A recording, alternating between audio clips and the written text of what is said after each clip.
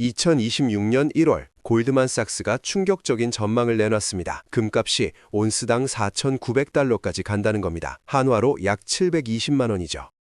지금 이 순간에도 여러분의 돈은 녹고 있습니다. 원달러 환율은 1,470원을 넘어섰고 한국은행은 3개월 연속 금리를 동결했습니다. 이유가 뭘까요? 2025년 11월 물가 상승률이 2.4%를 기록하며 중앙은행의 2% 목표를 넘어섰기 때문입니다.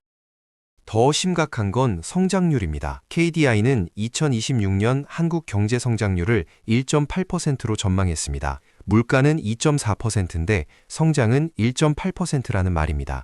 현대경제연구원은 더 비관적입니다. 0.7%까지 떨어질 수 있다고 경고하죠. 트럼프의 관세 정책은 여기에 기름을 붓고 있습니다. 유럽과 일본은 25%에서 15%로 관세를 낮췄는데 한국은 여전히 25%입니다. 수출 경쟁력이 떨어지는 겁니다. 이 혼돈의 시대에 우리는 어떻게 살아남아야 할까요? 오늘 그 답을 찾아보겠습니다. 2025년 12월 서울 여의도의 한 증권사 앞에서 40대 박 과장이 고민에 빠졌습니다. 집을 사려면 대출을 받아야 하는데 지금 빚을 내도 괜찮을까? 빚에 대한 오해부터 풀고 가야 합니다. 회계학이나 사업에서는 원래 빚도 전략이라는 말이 있었습니다. 요즘엔 개인 투자자들 사이에서도 이 말이 유행처럼 번지고 있죠. 레버리지 투자라는 거창한 이름을 붙여서요.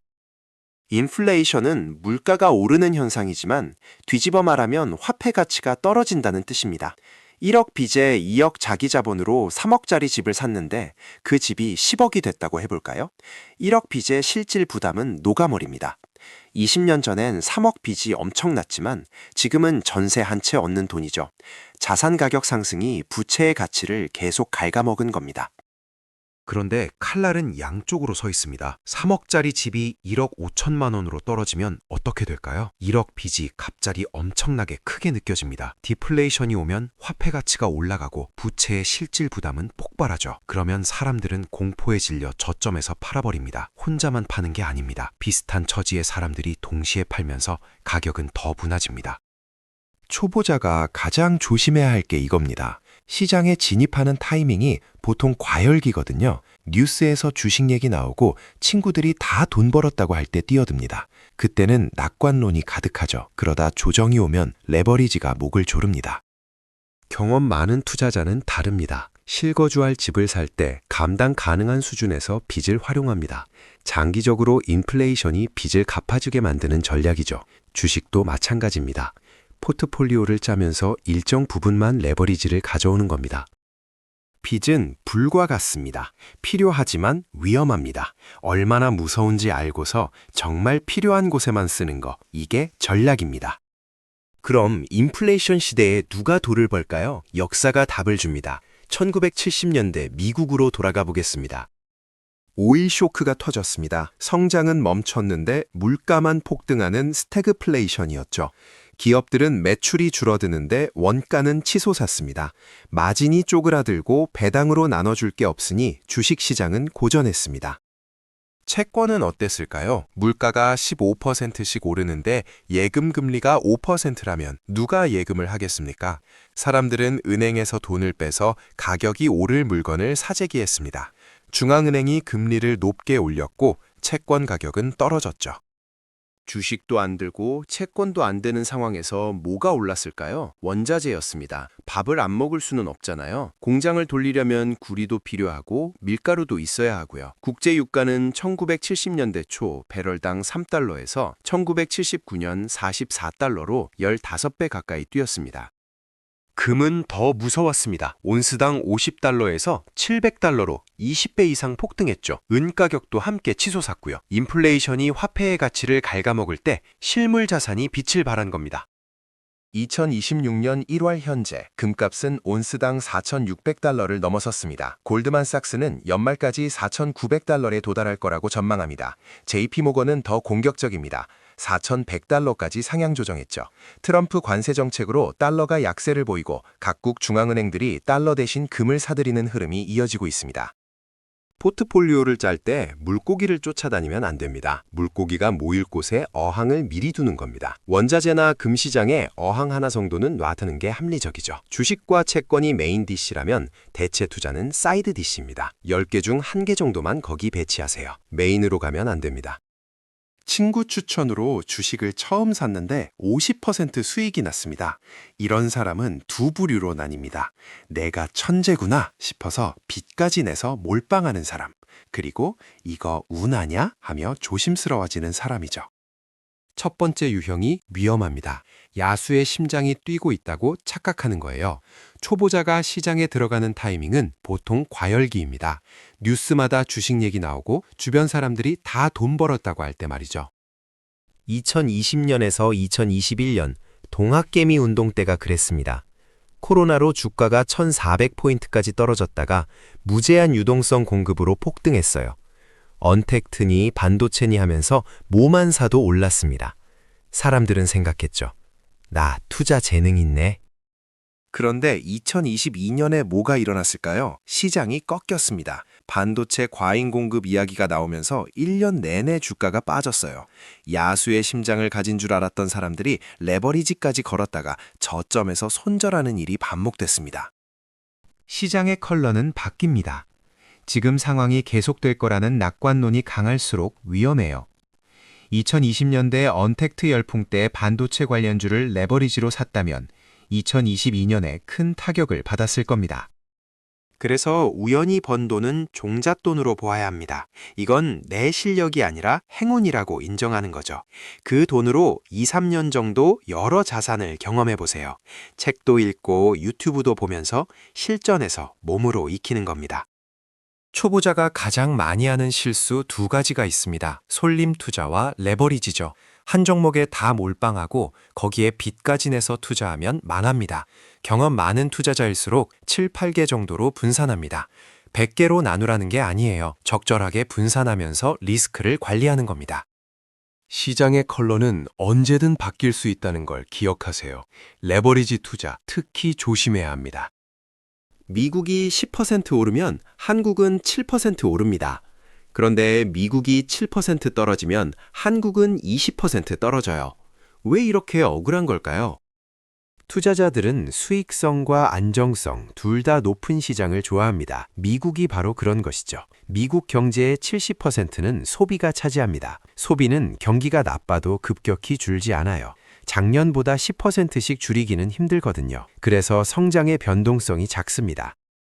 한국은 수출 중심입니다. 우리가 물건을 만들어서 다른 나라 소비에 보내는 거죠. 그러니 우리나라 소비가 아니라 미국 소비가 중요합니다. 미국 실업률이 한국 증시에 더 큰 영향을 미치는 이유가 여기 있어요. 환율도 금리도 다 미국 눈치를 봐야 합니다.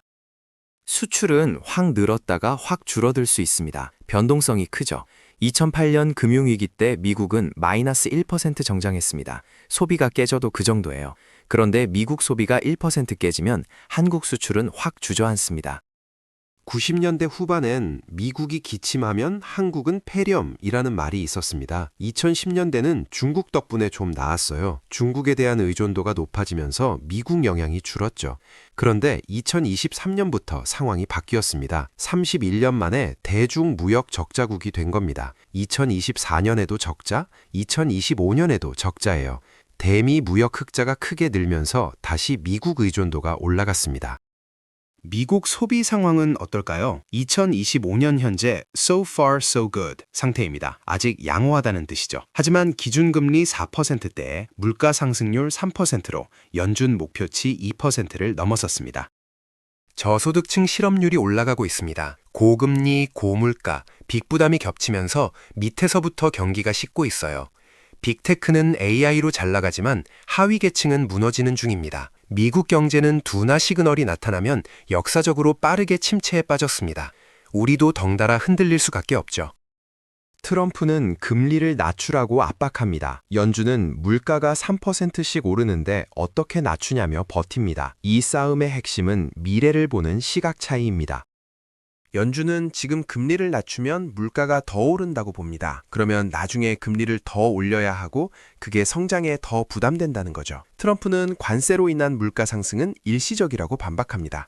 올해 관세 10% 올리면 물가가 뛰지만 내년엔 추가로 안 올리니까 전년 대비로는 효과가 없다는 논리예요. 결국 무게추가 트럼프 쪽으로 기울었습니다. 2024년 9월부터 기준금리 인하가 시작됐고 2025년 연내에 2번 더 내릴 거라는 전망입니다. 환율은 어떻게 될까요? 2024년 11월 트럼프 당선 때 원달러가 1,390원이었는데 지금은 1,470원입니다. 약 3.5% 올랐죠. 그런데 유로화는 같은 기간 11% 넘게 올랐어요. 국제 언론에서는 달러 약세를 얘기하는데 한국에서는 달러 강세를 체감합니다. 원화가 유독 약한 겁니다.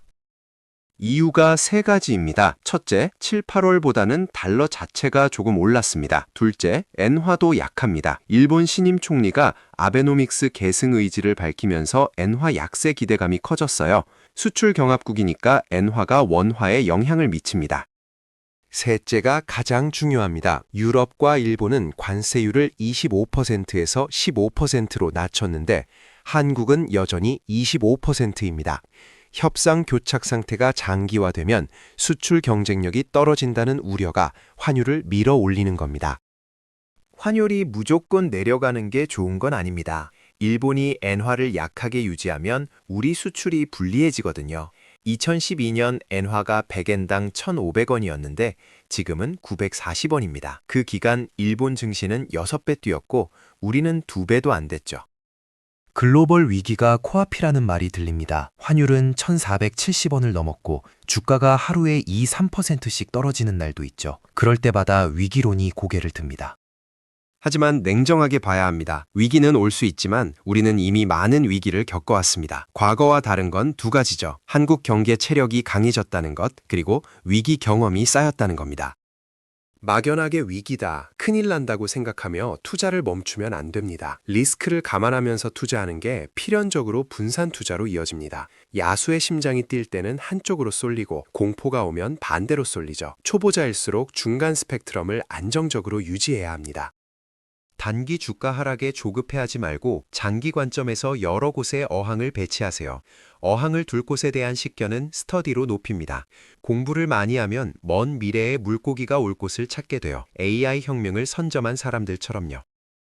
위기에 비관하지 마세요. 가능성을 열어두되 투자에는 참여하는 전략이 답입니다. 2020년, 21년 주식시장이 뜨거웠습니다. 동학개미 운동 수준이었죠. 그때와 지금은 뭐가 다를까요? 그때는 돈 풀기가 핵심이었습니다. 코스피가 1,400포인트까지 떨어졌다가 제로 금리에 무제한 달러로 폭등했어요. 지금은 금리가 4%대입니다. 그렇게 적극적으로 돈을 푸는 분위기가 아니죠. 두 번째는 경험입니다. 2020년 처음 투자한 사람들은 스터디가 부족했어요. 지금은 다릅니다. 2021년 강세장, 2022년 하락장, 2023, 2024년 차별화장을 다 겪어봤습니다. 5년 동안 책도 읽고 유튜브도 보고 실전도 쌓았어요. 경험이 있다는 것 자체가 큰 자산입니다. 채권 얘기를 해보겠습니다. 금리가 내려가면 채권 가격이 오른다는 건 알죠? 그럼 미국이 금리를 내리니까 채권을 사면 되는 걸까요? 그럴 수도 있고 아닐 수도 있습니다. 원리부터 이해해야 해요. 채권은 중도 해지 안 되는 고정금리 정기예금입니다. 1억을 10년 만기 연 3%에 넣었는데 다음날 금리가 5%가 됐어요. 매년 2%씩 10년간 손해죠. 중도 해지는 안 되지만 팔 수는 있습니다. 누가 3% 채권을 살까요? 20% 할인해서 8천만 원에 팔아야 합니다. 금리가 올랐으니 채권 가격이 떨어진 겁니다. 반대로 금리가 1%로 떨어졌다면 3% 채권이 엄청 예뻐집니다. 20% 프리미엄 받고 1억 2천에 팔 수 있어요. 금리가 내려가면 채권 가격이 오르는 이유입니다. 그럼 미국이 금리를 내린다는데 채권을 사면 될까요? 세 가지 함정이 있습니다. 첫째, 미국이 금리를 내린다고 한국 금리가 자동으로 내려가는 건 아닙니다. 우리는 이미 2.5%고 미국은 4%대예요. 우리가 따라 내릴 여력이 없을 수 있습니다. 둘째, 금리 인하는 모두가 압니다. 채권 시장이 이미 반영했을 가능성이 크죠. 삼성전자 실적 좋아진다는 걸 모두가 알면 발표 전에 주가가 오르는 것처럼요. 셋째, 채권은 기간이 중요합니다. 30년짜리는 10년짜리의 레버리지 3배예요. 금리 변동성이 엄청 큽니다. 초보자는 10년 이하로 가는 게 안전합니다. 만기까지 보유하면 원금과 이자를 무조건 받습니다. 안전하죠. 하지만 중간에 팔려면 가격이 출렁거립니다. 2022년 레고랜드 사태 때 금리가 5.5%였어요. 그때 5년짜리 정기예금 했다면 지금도 그 금리를 누리는 겁니다. 하지만 지금처럼 금리가 내려온 상태에서 30년짜리를 산다? 금리가 다시 오르면 30년간 저주받습니다. 채권은 기간을 생각해야 합니다. 안전자산이라는 말에 속으면 안 돼요. 지금 이상한 일이 벌어지고 있습니다. 주식도 오르고 채권도 오르고 금도 오르고 원자재도 올라요. 모든 자산이 동시에 오르는 에브리싱 랠리입니다. 왜 이런 일이 생길까요? 비유로 설명해 볼게요. 울퉁불퉁한 땅에 물을 부으면 낮은 곳부터 차오릅니다. 어떤 구멍은 물이 고이고 어떤 구멍은 안 고이죠. 그런데 물을 너무 많이 부으면 어떻게 될까요? 모든 구멍이 넘칩니다. 투자 자금이 폭발적으로 쏟아지는 겁니다. 현금은 쓰레기라는 말까지 나올 정도예요. 주가가 계속 오르니까 통장에 현금이 남아있는 게 초조해집니다. 조금이라도 수익 나는 자산을 무조건 사야 하죠. 금이 됐건 채권이 됐건 뭐든지요. 이자를 주는 것, 가격이 오를 것 같은 건 다 삽니다. 더 무서운 건 레버리지입니다. 빚까지 내서 들어오니까 모든 구멍이 물로 잠기는 겁니다. AI 혁명이다, 트럼프 경기 부양이다, 금리 인하다 하면서 돈이 계속 몰려들어요. 2025년 금값은 60% 이상 상승했고 주식시장도 호황입니다. 하지만 영원할 수 없습니다. 물이 빠지기 시작하면 어떻게 될까요? 취약한 자산부터 무너집니다. 레버리지 청산이 일어나면 변동성이 극대화되죠. 많은 사람이 몰린 곳일수록 위험합니다. 2025년 10월 금값이 급등했다가 며칠 만에 급락한 사례가 있었어요. 빚을 내서 들어갔던 사람들이 공포에 질려 저점에서 손절하는 겁니다. 어린이날 에버랜드 가면 꽤 터지잖아요. 너무 많은 사람이 몰린 곳에서 수익 내기는 어렵습니다. 시장이 과열됐을 때는 오히려 분산 투자의 원칙을 지키는 게 중요해요. 연끌 투자는 특히 조심해야 합니다. 장밋빛 미래와 거대한 성장을 믿고 싶지만 이면에는 리스크가 자리하고 있습니다. 내가 감당할 수 없는 레버리지는 독이 됩니다. 금 얘기를 좀 더 해보겠습니다. 금은 경기가 안 좋을 때 오른다고 알고 계시죠? 정확히는 실질 금리가 하락할 때 오릅니다. 금은 실물 화폐고 달러는 종이 화폐입니다. 금은 이자가 없고 달러는 이자를 줍니다. 금리가 높아지면 달러의 매력이 높아지겠죠. 하지만 명목금리가 아니라 실질금리를 봐야 합니다. 명목금리가 5%인데 물가가 5%씩 오르면 실질금리는 제로입니다. 지금 미국은 금리를 내리는데 물가는 여전히 3%예요. 실질금리가 마이너스가 될 수 있습니다. 종이화폐의 매력이 떨어지고 금의 경쟁력이 올라가는 겁니다. 2003년에 금값이 온스당 300달러였습니다. 지금은 4,600달러예요. 14배 뛰었죠. 금덩어리를 22년간 금고에 넣어뒀다면 금 자체는 변한 게 없습니다. 종이화폐의 가치가 떨어진 겁니다. 달러는 찍을 수 있어요. 금은 못 찍죠. 찍을 수 있으면 욕구가 생깁니다. 빚이 많으니까요. 하지만 함부로 찍으면 달러 패권이 무너집니다. 언제 찍냐고요? 금융위기 때, 코로나 때처럼 모두가 찍어달라고 할 때입니다. 앞으로 10에서 20년 안에 달러를 마구 찍을 이벤트가 한 번 정도 있을까요? 절대 없다고 생각하면 금을 안 사도 됩니다. 있을 수도 있다고 생각하면 포트폴리오에 어항 하나는 둬야죠. 2025년 10월 금값이 급등했다가 며칠 만에 급락했습니다. 왜 그럴까요? 금값이 너무 빠르게 올라서 레버리지까지 걸었다가 조정이 오면 공포에 질려 파는 겁니다. 2011년 금값이 1,900달러까지 올랐다가 2015년 1,050달러까지 빠진 적도 있어요. 그래서 금이 내일 오르냐는 모릅니다. 하지만 포트폴리오에 금을 담아야 하냐고 물으면 어항입니다. 장기 관점에서 금이 빛나는 날이 올 거냐고 물으면 예스입니다. 골드만삭스는 2026년 말 4,900달러까지 전망하고 각국 중앙은행들은 달러 대신 금을 사들이고 있습니다. 초보 투자자가 1,000만 원을 들고 왔습니다. 이거 어떻게 투자해야 돼요? ETF를 100만 원씩 10개 사라고 합니다. 수익이 얼마나 나겠냐고요? 관점을 바꿔야 합니다. 처음 차를 사는 초보 운전자가 포르쉐를 살까요? 중고차를 살까요? 중고차죠. 긁으면 안 되니까요. 포르쉐는 2, 3년 후에 사는 겁니다. 1,000만 원은 수업료입니다. 나중에 큰 돈을 운용할 때 실수하지 않으려고 지금 연습하는 거예요. 1,000만 원일 때 연습하는 게 나을까요? 10억일 때 연습 시작하는 게 나을까요? ETF를 10개 정도 나눠서 2, 3년 돌려보세요. 실전에서 몸으로 익히는 겁니다. 어떤 ETF가 어떤 장에서 잘하는지 알게 됩니다. 국가대표 감독이 되는 거예요. 베스트 11을 뽑으려면 상비군 50명으로 평가전을 해봐야 합니다. 그럼 누구를 뽑아야 할까요? 분산의 원칙을 기억하세요. 자산 분산이 중요합니다. 주식, 채권, 대체자산, 각각의 대표를 찾는 겁니다. 지역 분산도 필요합니다. 우리나라, 미국, 유럽, 중국 주식이 필요해요. 통화 분산도 중요합니다. 원화 자산만이 아니라 달러 자산도요. 달러로 미국 주식 사면 그게 달러 자산입니다. 미국 주식 ETF에도 성장주와 가치주가 있습니다. 둘 다 겪어봐야 합니다. 상승장에서는 성장주가 잘 뜁니다. 하락장에서는 성장주가 정말 잘 빠져요. 가치주는 올라갈 때 느리지만 빠질 때 바닥을 잘 잡아줍니다. 책으로 읽으면 기억이 안 남아요. 내가 뛰어보면 몸이 기억합니다. ETF 자체가 이미 분산돼 있는데 그걸 10개로 나누면 초분산입니다. 금융위기가 와도 제로까지 떨어지지 않아요. 소액으로 여러 자산을 겪어보면서 실전과 매핑해보세요. 그게 진짜 공부입니다. 지금까지 우리는 인플레이션 시대를 살아가는 법을 봤습니다. 빚을 전략적으로 쓰는 법, 70년대처럼 원자재와 금이 빛나는 순간, 우연히 번 돈을 종잣돈으로 보는 태도까지요. 한국은 미국 경제에 민감할 수밖에 없습니다. 수출 중심이기 때문이죠. 31년 만에 대중 무역 적자로 돌아서면서 미국 의존도는 더 커졌습니다. 트럼프와 연준의 금리 싸움, 1,470원 환율, 이 모든 게 우리 돈에 영향을 미칩니다. 위기론이 들릴 때마다 비관하지 말고 분산하세요. 2020년 동학개미와 지금은 다릅니다. 우리는 5년간 강세장, 하락장, 차별화장을 다 겪어봤어요. 경험이 쌓인 겁니다.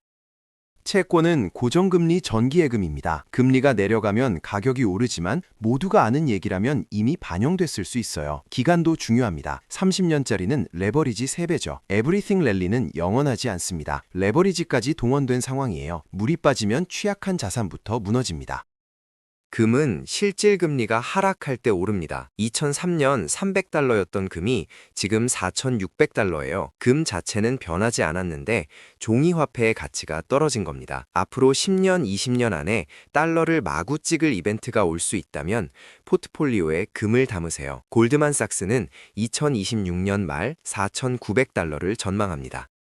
초보 투자자는 1천만 원을 수업료로 봐야 합니다. ETF 10개로 나눠서 2, 3년 돌려보세요. 자산 분산, 지역 분산, 통화 분산을 고려하며 실전에서 몸으로 익히는 겁니다. 책으로 읽는 것보다 직접 겪는 게 100배 낫습니다. 일확천금을 노리지 마세요. 안전하면서도 확실하게, 재미있게 공부하면서 투자하는 겁니다. 분산하고 원칙을 지키고 장기 관점에서 접근하세요.